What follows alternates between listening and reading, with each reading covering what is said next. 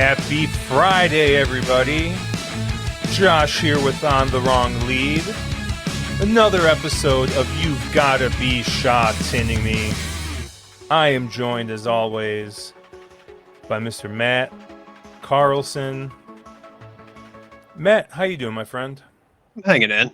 Fall is just busy. Mm-hmm. It's like these weeks just start flying by. The days get shorter. Just a lot of stuff going on. I feel like, gambling's winding down for the year. Like, you're kind of running up to Breeders' Cup. That has, effects on the bankroll that might not be all that positive. But otherwise, hey, we're hanging in.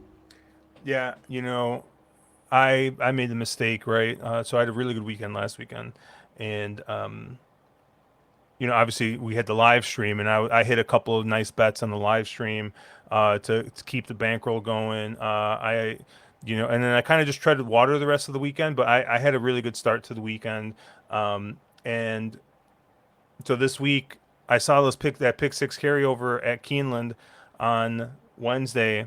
Like I said, I normally don't fire at pick sixes because they're just not. I don't have the bankroll for it, but I'm like, well, I got my Breeders' Cup bankroll. That's looking pretty nice.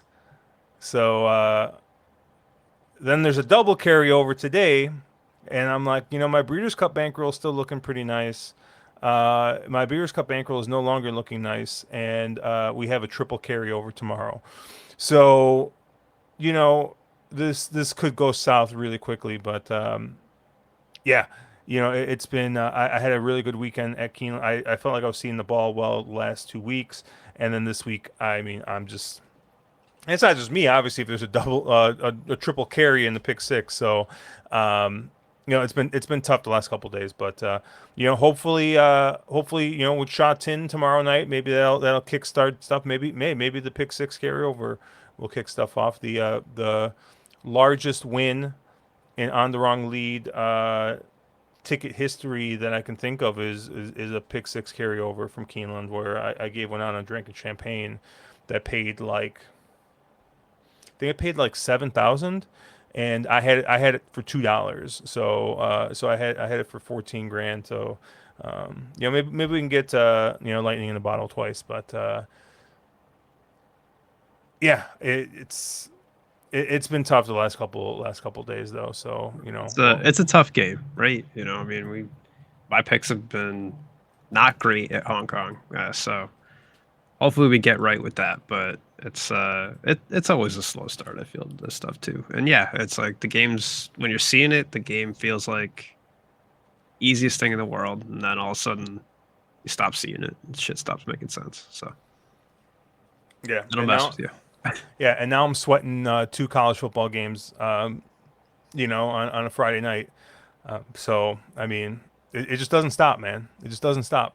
That's why I just downloaded Battlefield 6 and just remind myself of my own limitations. Right? It's always good to get a reality check with things, be it gambling or otherwise. So Yep. All right, but let's take a look here at this late pick three here at Sha Tin. We're gonna start race 8 with your favorite type of race, all weather racing. We're going 1,200 meters here on the main track, on the all weather track, the dirt track. And I thought this race looked pretty straightforward. Um, I honestly thought that you could maybe just single the six, Mister Energia, and move on. Um, I think there's two alternatives if you're looking to spread a little bit. Um, I think the one must go. Uh, he has back races that fit in here. Um, he's obviously he loves this distance. He loves this track. I mean, he's got 5 wins.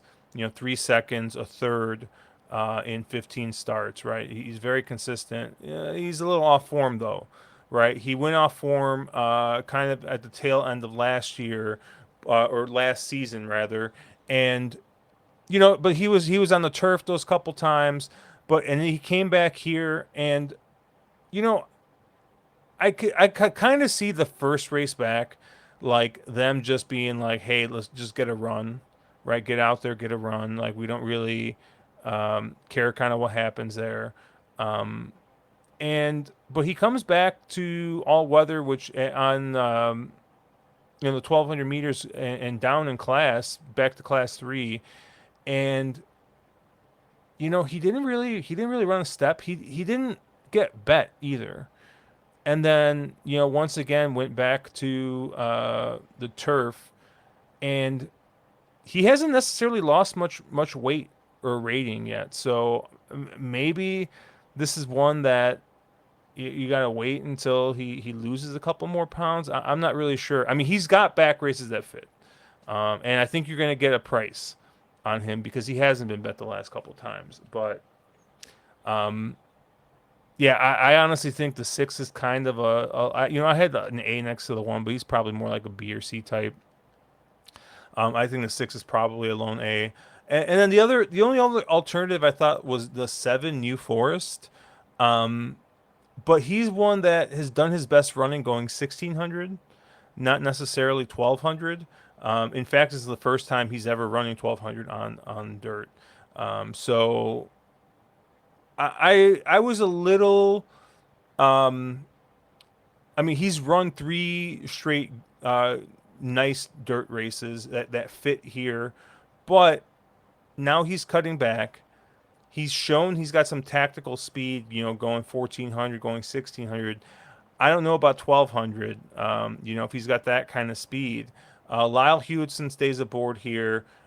He's got to win with this horse. So I thought the 7 was an interesting alternative here, but honestly, I mean, at least on the numbers I'm looking at, the 6 looks like a pretty big standout here. So I think he's going to be kind of tough to ignore. So curious how you saw it. Yeah, I think I agree with you completely on Mr. Energia, right? I mean, this horse is going to be short, if for no other reason than the fact, right? Like Zach is hopping up for Matthew Poon, which is probably about as big a jockey upgrade as you can get right now because Matthew Poon doesn't want to race. And, I mean, it's like one of those counters, like, last incident was, 150 days ago or something like that. I mean, it's a massive count for the last time he won a race, and obviously moving to Zach is a huge upgrade.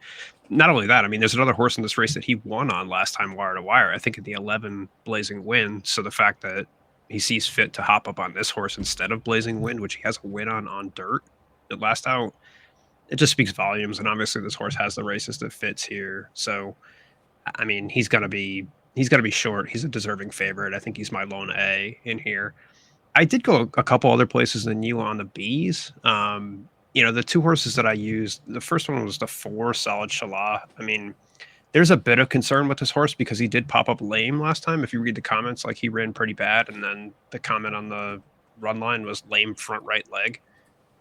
I'm kind of hopeful, I guess, that not to like completely like double cross myself, but I'm kind of hoping people see that and shy away from this horse. And the fact that this horse then cleared that by the vets and is able to run right now, maybe it's one of those things where he'll actually show better second up, right? He's had this problem before. If you read the vet reports, right, it's kind of been a consistent thing where he's had surgery on it. It's come up that way before. One of those things where I'm hoping that people kind of say, oh, look, like, he came up lame. He's going to run bad, and he could run bad this time. But I'm hoping kind of the price reflects that, and maybe you get a better effort this time, if that makes any sense. So I'm not sure what price you get on this horse, but hopefully it could be one of those cases where people bet him like he's not at his peak form, and maybe he's a little bit closer than people think. So I'm going to use that one as a B, just because I do think this horse has shown races that would fit in here, whether he's at that level or not. I think it's one of those times I'm just kind of willing to take the price and guess at it.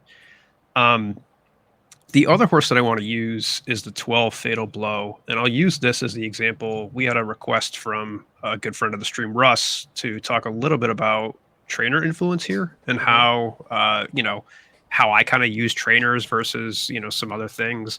And I figured this was a decent enough example to kind of talk about a little bit about like, okay, how do I view trainer stats? How do I look at trainers in here? And I'll talk a little bit about the differences I see between like domestic United States racing versus Hong Kong, right? I generally view US racing as much, much more connection focused than I do Hong Kong. And what I mean by that is like US racing is obviously a lot different. There's no class system, right? Like you're choosing the spots that you have.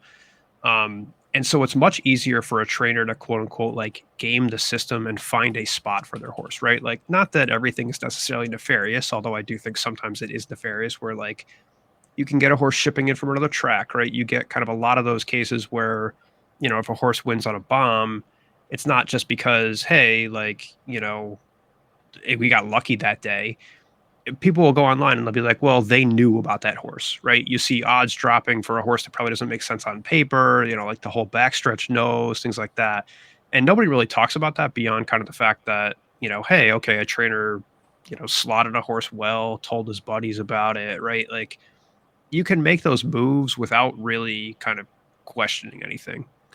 In Hong Kong, you can't really do that. There is no concept of like an out of nowhere horse. There's no gaming the system because the system is really, you have two tracks, you have a class system. You can't just enter where you feel like. You have to enter the horse where he fits, right?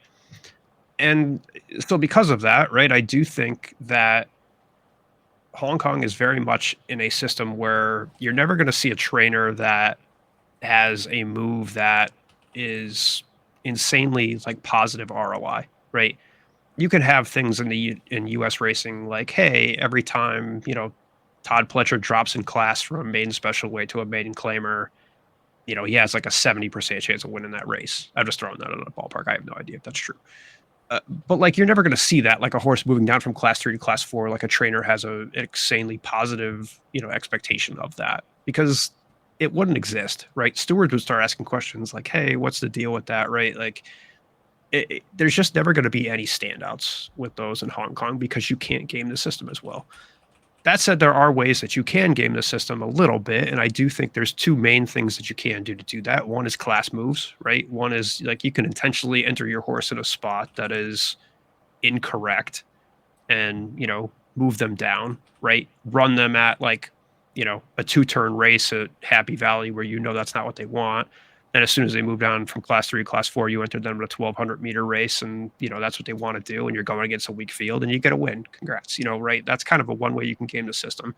The other way is like a surface switch, right? And there's only two surfaces they run on here. You run either Sha Tin or turf, you run Happy Valley turf, or you run Sha Tin dirt. And so there are cases where certain trainers do better or worse turf to dirt and things like that. I, all that said, right, like the punchline of this is generally the way I use trainer moves in Hong Kong is kind of the negative side, right? You'll never see a trainer kind of stand out on the win side, but you'll see a lot of moves where trainers are really, really poor at what they do, right? You won't see, hey, like a trainer is 20, 30%. There's no 20 to 30% moves here really anywhere. But there's a fair bit of like 0% moves, right? There's a lot of jockeys who just have no wins on a certain configuration or a certain surface. There's a lot of trainers who have no wins at, Happy Valley or no wins going turf to dirt, things like that. And I'll use that as a little bit of an example on this 12 because, there's three horses in here, I would say there's three horses that are running the first time on dirt, right? You have three horses that have only ever run on turf here and are now trying dirt for the first time. And those are the two Symbol of Strength, the 8 Otokomae and the 12 Fatal Blow. And so you look at those horses, and part of what I run from a stat perspective is kind of those trainer moves, right? And I'll go through them kind of line by line, right? The two, Symbol of Strength, is trained by Frankie Lohr. His turf to dirt moves over the past 2 years, he is 1 for 51. So if you have a horse running on turf and then he's trying dirt for the first time, out of 51 chances of those, he's won one time, right? Same thing for the 8 Otokomae, trained by Dennis Yip. I believe he's had 49 chances of going turf to dirt. He's 1 for 49. So he has one win out of those 49 attempts at doing that, right? Not that great. Not to say they can't, right? There's a price for these horses, right? If you get 50 to 1, right, that's within your ballpark. Great. You could use those horses. But generally, you see, hey, when they're trying dirt, it's not a move that they're expecting a positive expectation out of. It seems kind of desperation move, right? And then you can get to the 12 and Fatal Blow, and you get to Mark Newnham. He's 3 for 28 in this. By no means is that a, positive statistic, right? You're not going to say, oh, look, he's great every time he moves this horse turf to dirt. But at least you have some semblance that like he's within the ballpark, right? 8% is probably about average, right? Because you got to figure these are all 12 to 14%, 12 to 14 horse fields that if you're winning at 8%, realistically, you're above expectation, right? A little bit. And, small samples, et cetera. So one win one way or the other is going to move that line, but it can happen. And so what I would do in my case is toss out the 2 and the 8 because I would say those horses have no chance, right? These trainers clearly aren't making these moves because they think that dirt is the surface these horses want. I'd much rather take a horse like the 12 who, oh, by the way, has shown well in dirt trials. I think he won the first up trial this time, is going off the low weight. That's always a positive thing. And is up for a trainer who has made moves like this before. So while it's not lighting it on fire and saying, hey, this is what I expect, that's kind of how I use these trainer stats here, is to say, okay, I'm not going to ever scope a horse in, with the exception of a couple cases where, maybe a trainer, first up does really well. Normally, though, it's always going to be those cases where I would say, hey, a trainer can't win like this. A good example of that is like John Size, right? John Size off of like massive layoffs, 250 plus day layoffs, is like 0 for 51. And he won the Trano title last year. So things like that you can see where you can just say, okay, I can toss that horse because I know generally how these trainers do. That's not their strength. Certain trainers just work certain ways. And so that's kind of how I view this. It's a very long-winded way of saying I'm going to use the 12 for that number of reasons, right? I like the good trial. I like the fact that he's at the low weight. The draw sucks, but it is what it is. Matthew Chadwick's a very good dirt jockey, like a surprisingly good dirt jockey. And Mark Newnham's done this before, right? He's moved a horse, first time on, running on turf, moving first time to dirt, and shown okay. So I'll use him as a B, but realistically, I do probably think that this is just Mr. Energy is race to lose. Yeah, a lot of good info in there. So shout out to Russ for asking the question. Obviously, if you guys do have any questions, I mean, feel free to send them to me, to Matt. Check, we're on Twitter, Blue Sky, Discord, everywhere. Or just hit up the wrong lead subreddit, or not subreddit, the wrong underscore lead Twitter, and you can just message us on there.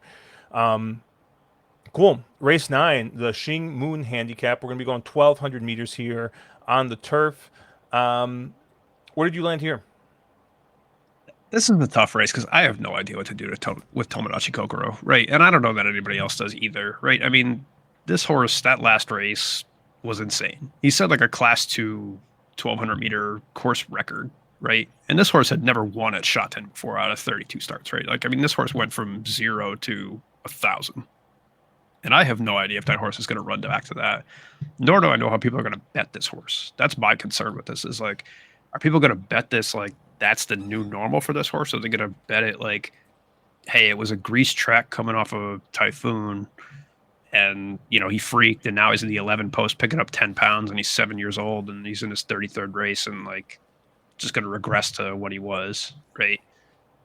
I don't know. I have a feeling he'll be bet pretty heavy, somewhat heavy, because that race is obviously going to win by 10 lengths, like if he runs that again.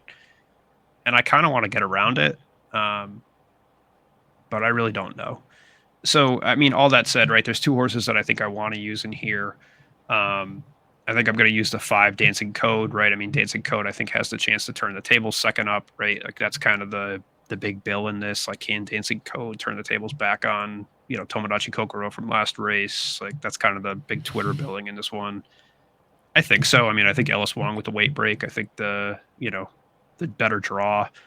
I think the fact that realistically he's probably going to get the lead in here easy enough, right? I mean, the only other pace pressure I see in here is probably from Baby Crystal, and that horse is breaking outside and doesn't have all that much speed. So, you get a bug jock on speed. I do think Dancing Code is probably the horse that you want here to potentially wire his way around.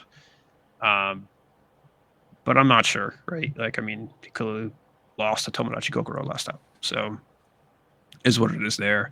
And then the other one that I'll use is the 3 Gorgeous Win. I mean, that's probably not all that, out on a limb for this anyway. But, he's got 2 runs this season already, and I'm happy that he finally catches a draw inside 10, right? You can argue that this horse showed really well first up running against Kaiying Rising, who clearly he wasn't beating, because I don't know that anybody's beating Kaiying Rising ever. But, you had Brittany Wong. I think I picked this horse last out because I was like, hey, look, this, Brittany Wong made up a ton of ground on that field where everybody else just kind of stayed in place. That was there.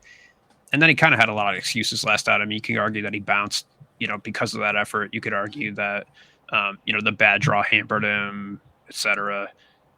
I mean, I think that race against Kaying Rising hopefully is closer to what he can show, and I do think maybe he's the one that gets lost in the shuffle in here. If you get third choice on Gorgeous Win, that's probably going to be a pretty big win bet for me because I think he might just have more ability than those other two horses. So I'll just be 3-5 in here. And if Tomodachi Kokoro beats me at a short price, so be it. I won't be too sad about it.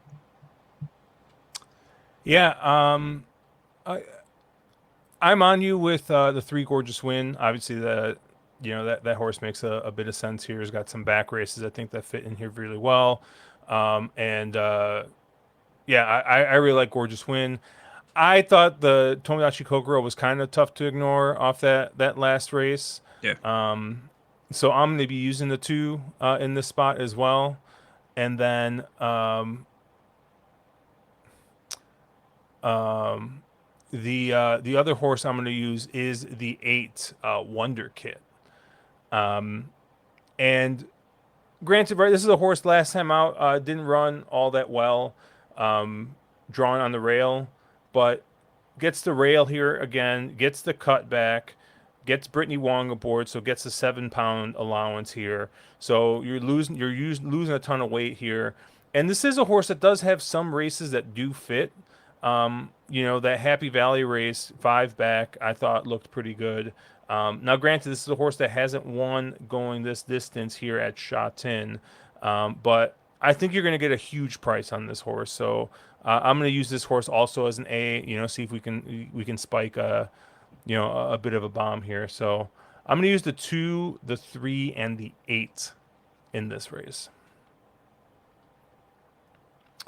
And then race 10, the Yao Kam Tao handicap. We're going to be going 1,400 meters here. Class 3 racing once again. And I thought this was a tough race. Um, you know, Zach is on the 3 Uranus Star, first time in Hong Kong here. And I'm guessing that he's going to take a lot of money, right? People are going to assume this is a well-meant horse with Zach taking the mount here. But I'm not going to use that horse in the spot. I got 3 horses in here. I think the one Juno Pride, there's a good chance that he kind of goes off. He goes off as your favorite, or at least a very short price. This is a very consistent horse. Like this is just kind of like, in my opinion, kind of like the measuring stick in this race, right? Because like this is a horse that's very consistent, always runs well, right? He runs first or second. I mean, he's just been in good form to end the season. Now, granted, right, he's off a bit of a layoff, but he's run well off that layoff. So in his one time when he was first up, he ran second. So I like the horse here, right? Hasn't missed the trifecta in seven tries at 1,400. So like Juno Pride in this spot, Brendan Abdullah and the outside draw there in the 10 post. I thought the 7 Sugar Ball stepping up in class here made a lot of sense as well. This is a horse that had kind of progressively gotten better. Won first up last time out at 1,400 meters. Now gets a better draw, gets 14-pound weight allowance, and I don't think that this is maybe the best class 3 field that you're going to see going 1,400 meters. So this could be a place where maybe he can kind of be a little sneaky and maybe get a win. I mean, this is a horse that's been in class 3 before.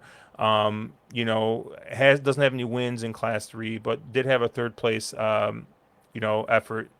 So has shown some ability. I think the weight break, the inside draw, I think might help the 7 Sugar Ball. And then the last horse I'm going to use is the 11 Solid Win, coming off a win where Hugh Bowman was able to win from off the pace with this horse.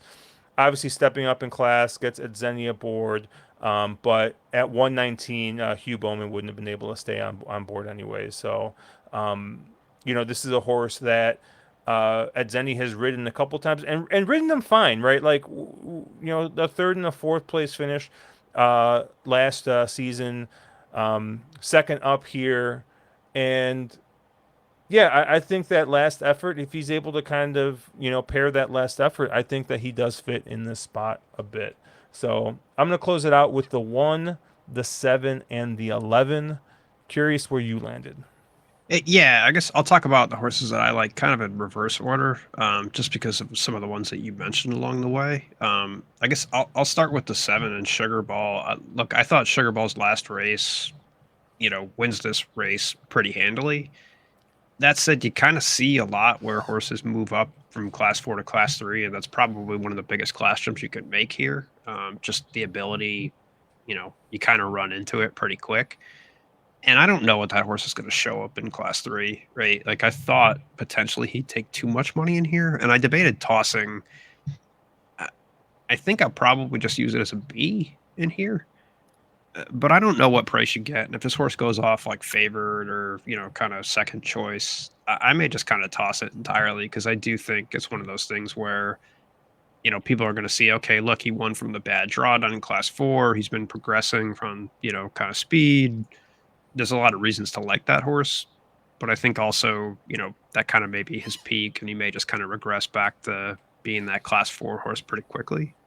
I don't really know. So price dependent on that. I think a horse like the 6 in Igor Stravinsky is more appealing because I do think those are very similar horses between the 6 and the 7, and I do think you get kind of a multiple in price on that 6 that you would on the 7, right? He's one that's looked pretty progressive before the break, right? Like those figs have kind of kept moving forward on my stuff. He's gotten better and better each race as he's gone. And same sort of thing, right? He won in class 4 last out. But he's a much younger horse, right? I mean, he's just hitting his 4-year-old season as opposed to the 7, who's at 6-year-old season. And so Yep. maybe you don't expect as much progression out of that 7 as you would the 6. I do think just trajectory wise, if you get a horse that's similar and has very similar circumstances, but is going to be a multiple in price. If the 6 is double the price of the 7, I'd much rather play the 6 in this case. I do think, you follow those figs. They follow a very similar pattern to me. So I think, I'll probably use the 6 as the A and 7 as a B in here, just, kind of based on, price dependency. But I do think those horses, just ability wise, are very close. So if I think they're close on ability, but price differential, 6A, 7B. You mentioned the 10 Uranus Star. I think you got to use it to me. Like, I know he's going to take too much money, but we say that, but I don't know. Every time I seem to say that, you look at the price and Zach goes off like 8-1 and then he wins. And you're Hmm. like, what the hell was I doing? Like, why don't I just play that? His trials have looked really good. It's Zach. He's in the 3 post. To your point, this is the strongest field in the world. I don't know. I'm just going to use it as an A, and if the horse sucks, whatever. But we'll see on price. I mean, it's kind of a double edged sword because I can make cases both ways, right? Like, oh, look, he's a high price. I'm not going to fade Zach at that high price, and then if he's a low price, oh, look, people know something about this horse that I don't. I'm going to bet it. So I'm just going to play it. I have no idea. I don't have any insight that you can't glean from just looking at Zach on a horse that's first up here. And then the last horse that I really do like in here, I think, is the 13, the Red Hair. If you look at this horse, he's kind of been consistent on his figures throughout, but he's also been consistent on the weight that he's ran. He's really ran at 124 the first, 4 races. And oh, by the way, he's gotten pretty crappy draws all through those, right? He's gone off at, the 7 post once, but otherwise he's been at the 9 post twice and 13 otherwise. And finally, because of that, he gets a weight break. He gets 7 pounds. Like he moves down a ton in here. And so if I see a horse that I think, is kind of moving forward, went off on soft ground last time, so you can kind of use that as an excuse, maybe even. I think this horse really can show something. And the 7 pounds certainly helps. The fact that he gets a draw on the 5 post certainly helps. The fact that, again, he went up on soft ground and is kind of hitting that, fourth, fifth race where you expect horses to move forward in their 4-year-old season does help. I think this horse could be sneaky in here, and I think you'll get a good price on him. And so I think from like a win bet, maybe even a place bet on this one, that's probably where I'll send most of my money in this race. That'll kind of be my main play in here that I post, because I do think, right, like he's got that kind of confluence of circumstances that really just adds up to me. I love the low weights that are getting better draws that are kind of those lightly raced horses, right? I mean, I've explained this before. Those horses are like my kryptonite. I'll always bet things like this. Not that they've come in this season all that much, but I do think that works. So I'm gonna probably play the 13 in a pretty sizable win bet in here, but I'm probably also gonna be 4 wide in here with the other horses that I mentioned just in case. Nice. Where did you go for your bonus bet? I went to race one, mostly just so I could be awake to actually watch my bonus bet for a change. But I mentioned before, right? John Size is one of those trainers that doesn't do all that well first up. So to me, a horse like the 7 and Noble Deluxe, who's running his 4th race this season already, right? He's run 2 times in December and once in October already. I think that's that horse that can continue to kind of move forward. You watched him move forward a lot that last race. Like if you look at the way he ran, kind of those first 2 efforts up were pretty poor, and then he made a big move forward. Kind of that last race. And I don't know how people are going to react to that. But look, John Size is definitely a trainer that is willing to lose a battle early to win a war. It's not atypical that he's, run poorly this early in the season. That happens pretty much every season, right? He starts out incredibly slow and then he competes for the Trainer title by year end. So he's kind of playing with, 3/4 of a deck because he sacrifices, the first month and a half, 2 months of the season to get into the late season when his horses really kind of hit that form, right? He doesn't exercise them over the break. He kind of lets them race into shape. And so to me, this is a horse that's really raced into shape. He's already 4th up. You got a fair bit of fitness, and this is a pretty poor, field.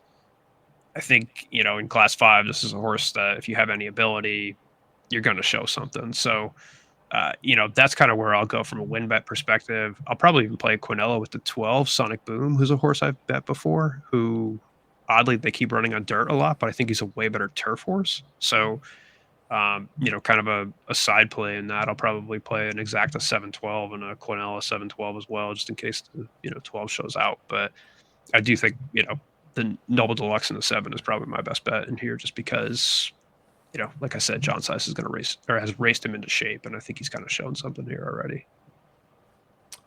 Yeah, I went to race 4 here. We're going 1,400 meters. And this is a race that looks pretty devoid of speed. I think the 2, Good Luck Babe, has got a shot here to kind of try and take this thing wire to wire. Going 1,400 meters, he's actually got a 2nd, 3rd, and 4th. He's definitely shown some ability at this distance. They've just kind of been running him at 1,600. They ran him on the dirt last time out. So interested to see how he does on the cutback. And I think there's a good shot that he might try and go wire to wire, gets a 2-pound allowance or keeps a 2-pound allowance with Angus Chung aboard. We talked once again about, we're talking about trainer intent and trainer standing or influences. I asked you, hey, like, how does Angus Chung do on these? And I think you said that he does better than his normal average win rate. So, or at least he's right there. So at least it's not like a negative, right? That he's going this 1,400 meters. So I like the 2, Good Luck Babe. I'll take a shot here. Hopefully we're getting somewhere between that 8 to 10 to 1 on it. So we'll have a little win bet on it on Saturday night. Sweet. And that's going to do it for us here on You've Gotta Be Sha Tinning Me. Obviously, check us out at onthewronglead.com, at wrong_lead on Twitter. I am at Cherry Drink. Matt is at Slow and Steadied. He will have his full card picks up. If you're up late and you're handicapping the pick 6 tomorrow, well, it just so happens that we covered it on our live stream, so you can check that out on thewronglead.com or YouTube, Twitter. Hit all the buttons. Check out our friends at AM Wager. Check out our friends at DRF. Have a good weekend, guys. Let's make some money.